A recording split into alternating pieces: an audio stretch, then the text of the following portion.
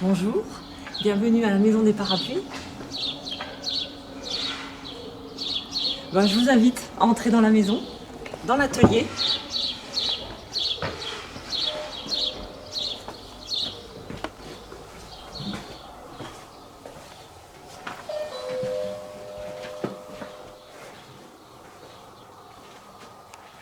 Donc voilà, nous voici dans l'atelier, là où ils sont fabriqués, ils sont créés, ils sont exposés et vendus. Les clients, les personnes qui viennent, peuvent choisir le tissu, des fantaisies, les poignées qui sont ici avec des têtes, des bois, des résines. Voilà, on peut faire son parapluie. L'atelier existe depuis 5 ans. Moi, j'ai appris ce métier chez un fabricant de parapluies en Normandie. Je suis couturière, mais j'ai travaillé dans cet atelier en Normandie pendant 10 ans. Et on est arrivé à Blois il y a 5 ans et j'ai ouvert l'atelier. Je continue ce métier qui est rare. En France, on n'est même pas 10 fabricants et moi je suis presque la seule à travailler comme ça pour le client, pour la personne qui veut un parapluie pour elle, rien que pour elle, à son idée. Voilà, l'idée est de faire un beau parapluie durable et réparable. S'il se casse, on vient et je le répare. Tout le temps que la personne l'aura. Voilà. Après, on fait que beaucoup de pièces uniques, pas des grandes séries, et on fait aussi des ombrelles. Parce que le soleil est là maintenant, il fait beau, il fait chaud, et je fais également des ombrelles. Pas forcément tout en dentelle, mais en tissu fantaisie, anti-UV aussi, en soie aussi. Voilà, et je restaure aussi des vieilles ombrelles où je remets un nouveau tissu dessus. Alors je voulais préparer une ombrelle, un petit parapluie. Alors, il y a différents tissus, beaucoup de polyester, et il y a des polycotons qui sont assez épais, des mélanges, des unis et des imprimés. Alors, on a, pour les ombrelles, celle que je voulais faire, j'utilise du tissu de parapluie. Comme ça peut être pour le soleil ou pour la pluie. Alors, au départ, il faut que je fasse mon patron. Et après, je coupe mes 8 triangles. Parce que nous avons 8 baleines sur les parapluies. Donc, il faut 8 triangles. Donc j'en coupe 8 comme ça, donc d'un côté, comme ça, avec un cutter circulaire. Voilà, ça coupe.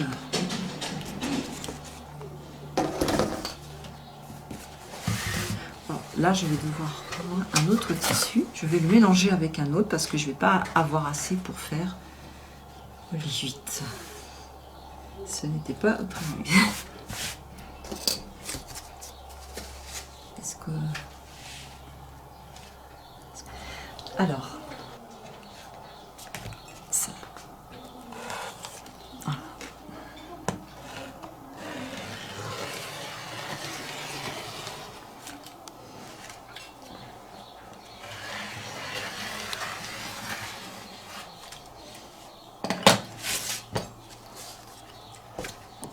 Là, il y en a 2 et normalement il m'en faut 8.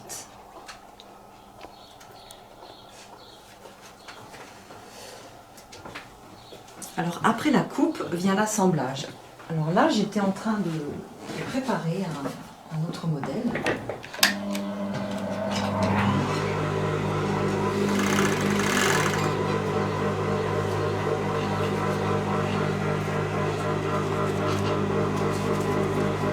Qui est un écossais.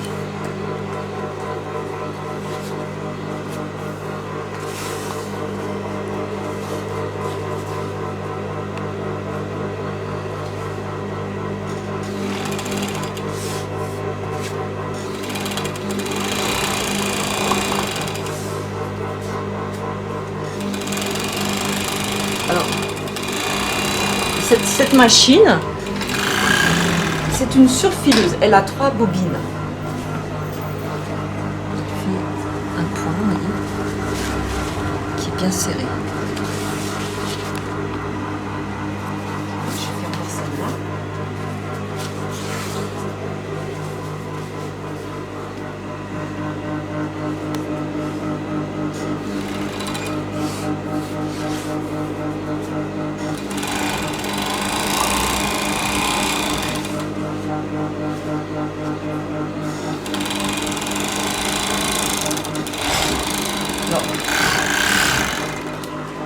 Ce parapluie il est plus complexe parce qu'il y a une bande en plus.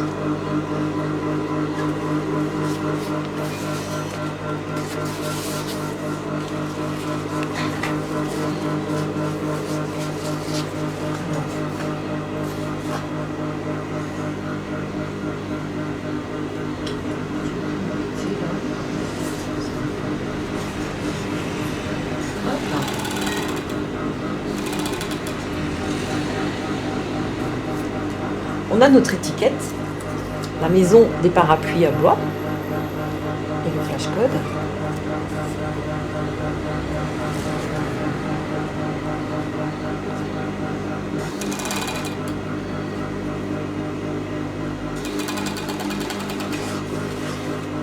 On met la pâte.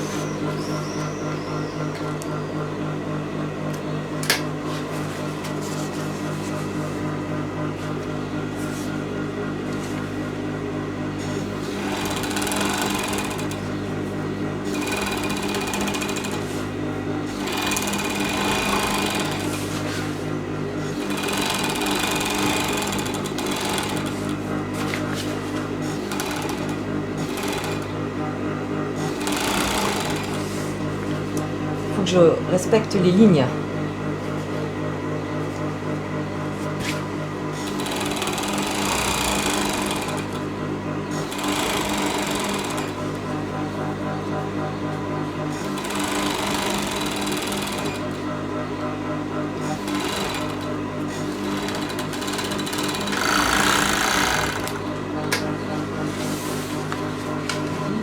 Ça, c'est suit. Donc 1, 2, 3, 4.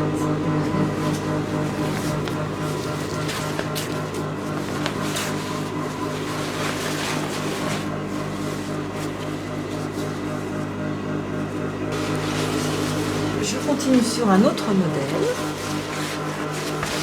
qui est un pliant.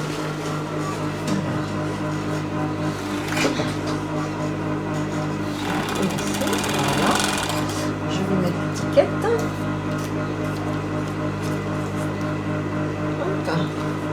Ça c'est important, l'étiquette, qu'on voit que ça vient de notre atelier. Et la pâte.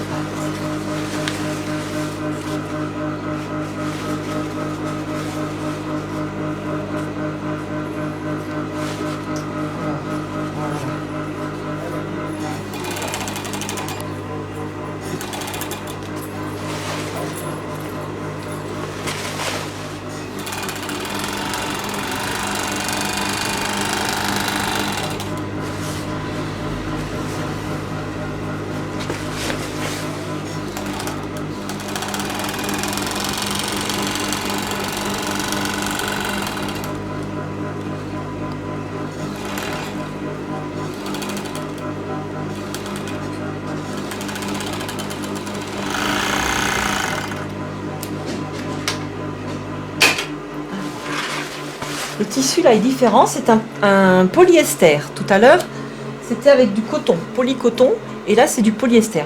On n'utilise pas de nylon, mais des polyesters. Alors, là, on a la toile. Et là, je vais mettre le bord.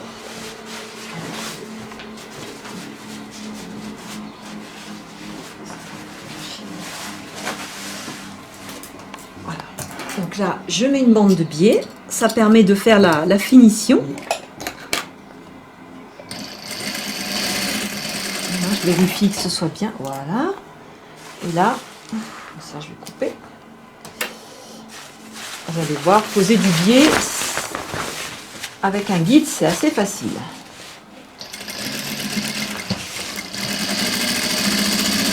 Voilà. Et là, ça coud des deux côtés. Et là, on fait tout le tour comme ça.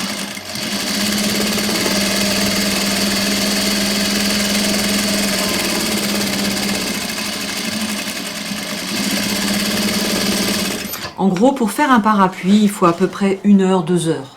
Ça dépend des modèles.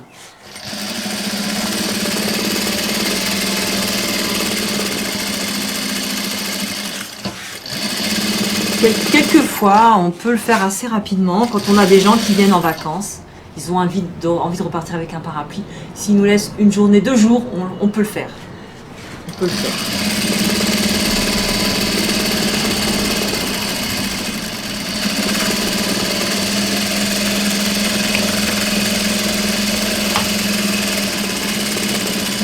Alors, on peut choisir, effectivement, là j'ai différentes couleurs, des petites fleurs, des satinés, des écossais. Ça, on peut choisir sa couleur.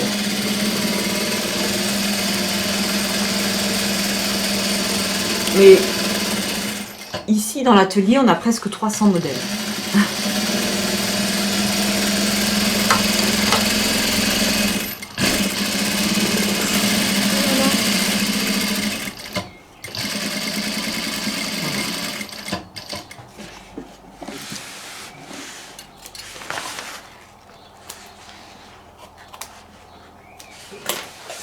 Voilà, et puis là, comme ça, on contrôle si tout va bien. Voilà. Après, on a cette partie-là. Alors, il y a une rondelle en dessous, comme ceci. Je prends l'autre en même temps. Elle aura les pointes, elle. Hein, voilà, normalement, je mets ça comme ça. Je répartis autour, pour qu'il y ait de plis. Voilà. Et là,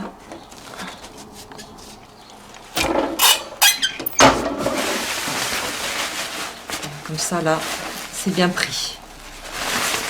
Et là, ensuite, après, il faut coudre les aiguillettes, qui est une machine particulière de l'autre côté.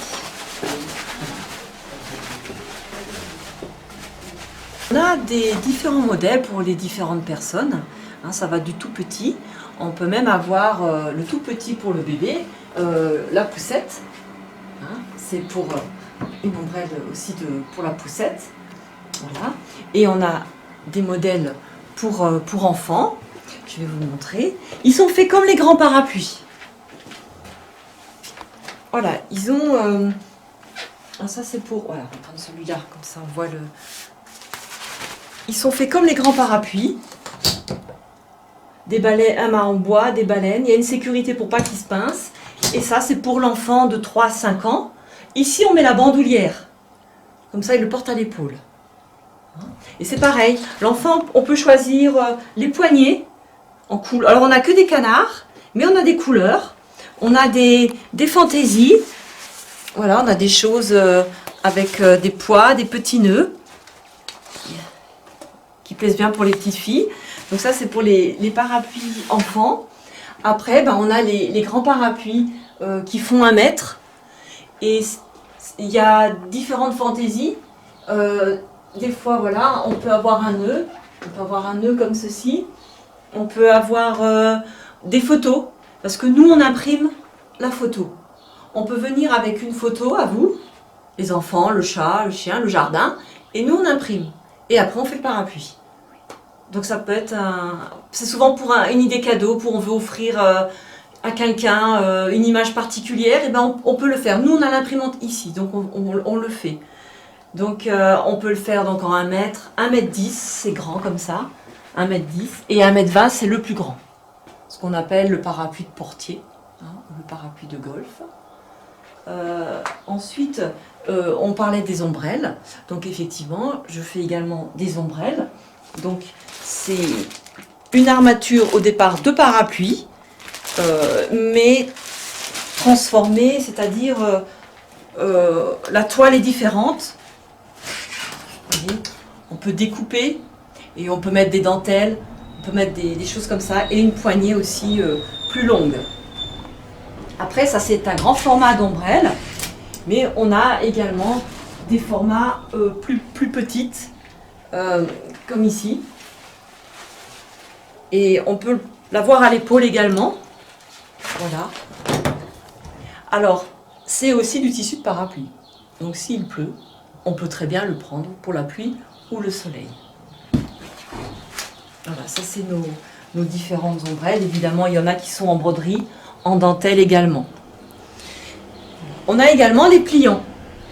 Alors les pliants, alors ça c'est avec la poignée bois, c'est souvent pour les messieurs, parce qu'il y a pour les dames, mais il faut penser aussi aux messieurs. Hein. Il y a des messieurs aiment bien les pliants, aiment bien les grands. Hein. On a aussi des toiles pour les hommes, hein, des princes de Galles, du noir, du marine. Et les pliants, on a aussi pour les messieurs et puis pour les dames des choses colorées. Voilà, on a des couleurs. Alors c'est un pliant ouverture automatique. Voilà. Alors c'est du métal. Donc c'est solide au vent. Le vent, on ne peut pas le retourner. Par contre, c'est lourd, c'est pas léger. Mais c'est mieux pour le vent. Alors on a l'automatique qui est grand comme ça. Et puis on a aussi le plus petit, pour les messieurs aussi, hein, et manuel. C'est du métal aussi, mais il n'y a pas l'ouverture automatique. On pousse, voilà. Et c'est du métal et c'est lourd aussi, mais c'est bien. Pour le vent, il faut aussi tenir de façon à ce que le vent n'entre pas dedans. Il faut toujours bien laisser sécher ouvert le parapluie. Pas que l'eau reste dedans, parce que si on laisse l'eau dedans et qu'on le replie, l'eau va rester et ça va rouiller, abîmer. Donc il faut bien le laisser sécher, ça sèche très vite. Pour le refermer, quand on a une tringle comme ça, c'est plus facile de taper. Des fois on va faire ça, ou ça, c'est pas bien. Non, non, juste comme ça, très bien. Et puis après, on le plie. Pour le remettre dans ses plis, il y a une technique. On me demande souvent la technique, donc je vais vous la montrer. Voilà, on pose comme ça et on tourne, voilà, tout simplement. On tourne comme ceci, et après il y a l'étui qui va avec. Alors, il y a des choix de poignées. Pour les petits, ça reste des boules. Voilà, il y a des boules en bois qui sont faites dans la région. Après, on a aussi des canards. On peut mettre des canards. Et pour les grands parapluies, on a des choses comme ça. Ou alors du bois coloré, des résines. On a même des paillettes. Voilà, on peut choisir. On peut choisir, on a même la boule.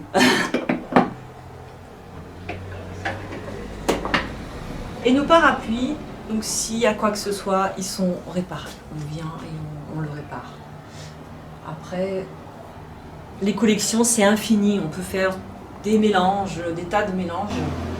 Je vais vous dire d'autres. Celui qui plaît bien, c'est le petit nœud.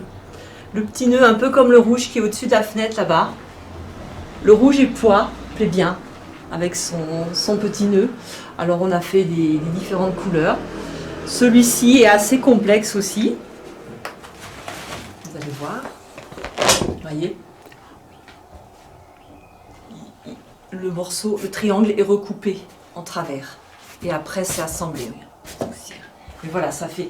On a l'impression qu'il y a que c'est des vitraux, comme dans une cathédrale. Après, il y a des choses aussi. Celui-là, voilà, ça plaît bien aussi. C'est un assemblage. Voilà, on a le biais sur les coutures qui est au bord. Parce qu'on peut aussi choisir le biais. On a aussi la possibilité de broder ici. Si on veut faire un cadeau, on peut broder le nom ou le prénom. Est-ce que j'ai un exemple? Là, par exemple, j'ai un parapluie à faire et la dame s'appelle Hello. Donc, ça va être, c'est la patte, c'est ça, voilà. Ça peut être brodé ici. Donc, je peux mettre le prénom, un nom, un téléphone pour ne pas le perdre. Parce qu'il faut faire attention, le parapluie, il ne faut pas les laisser à l'entrée des magasins parce que sinon, on l'oublie. Donc, vaut mieux l'avoir, soit on le garde en main ou alors on l'a à l'épaule. Et donc, j'ai pensé à faire pour ces grands parapluies, quand on ne met pas de bandoulière, je fais des fourreaux comme ça. Et du coup, on met le parapluie dedans et on l'a à l'épaule. Vous voyez, on peut comme ça glisser le parapluie. Il y a différentes couleurs. On le met dedans, hop. Comme ça, en plus, ça le protège. Et quand on se promène, voilà, on ne le laisse pas. Alors, le parapluie, il est traité pour que l'eau glisse dessus. Donc, normalement, l'eau ne reste pas. Si vraiment il y a des taches, on peut prendre du savon, nous on appelle le savon de Marseille, la lessive douce, pour laver à la main doucement, mais il ne faut pas trop frotter. Ou alors après, il faut passer un coup de bombe imperméabilisant dessus. Après, voilà, c'est vrai que quand il est dans un fourreau, ça le protège.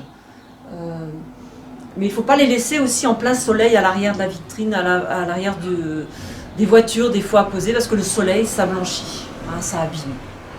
Après, voilà, le parapluie, il faut en prendre soin comme un sac à main ou autre. C'est un parapluie, c'est notre compagnon qui nous accompagne hein, quand il pleut, il nous protège.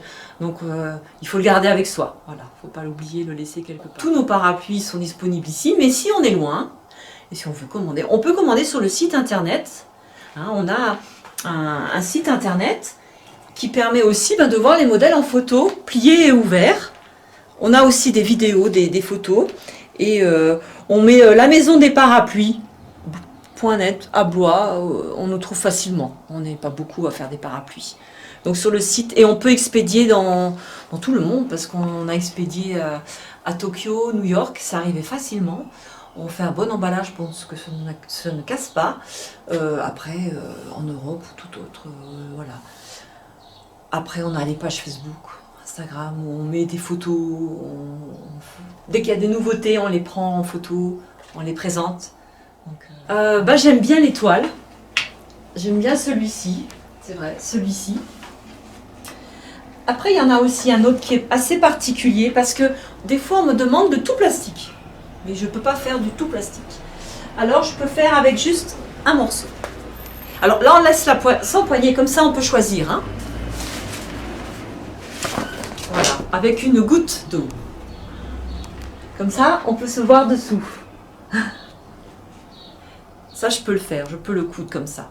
Mais tout en plastique, je ne peux pas le faire. Donc ça, j'aime bien. C'est vrai que c'est plus compliqué à faire, mais voilà, c'est agréable. J'aime bien. Après, le parapluie est toujours plus beau quand c'est un grand parapluie, quand c'est les pliants. Un grand parapluie, c'est rond, c'est tendu, la toile est tendue. Voilà, on peut faire des tas de fantaisie dessus. Oui, le préféré, j'aime bien celui-ci finalement. Alors, je pense que on a quand même, je peux dire, un bel avenir quand même, parce que c'est quelque chose qui est fait différemment de ce qu'on peut acheter dans les magasins ou autres, où ils sont faits industriellement en grande quantité. Nous, ici, on touche la personne, elle choisit, donc l'artisanat a de la place. Parce que nous, on ne fournit pas de boutique ni de magasin. On fait ce qu'on veut, comme on veut, à qui on veut. Donc voilà, on a de la demande. On ne va pas non plus effectivement faire des quantités, mais c'est un choix.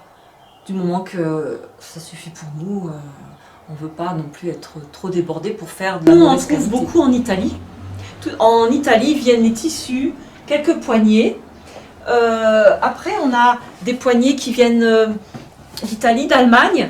Et chez nous en France, à côté de la Loire, à côté de Chambord, on a un menuisier qui peut nous faire les poignées droites comme ça et les boules en bois. Voilà, ça c'est fait en France parce que il n'y a pas beaucoup pour nous de fournisseurs de matériaux parce qu'on n'est pas beaucoup. Donc par contre en Italie, il y a encore des fabricants de parapluies et après il y a aussi la Chine où là on achète aussi des armatures parce qu'ils font de la belle qualité aussi. On a toujours une image négative de la Chine, mais ils font ce qu'on leur demande.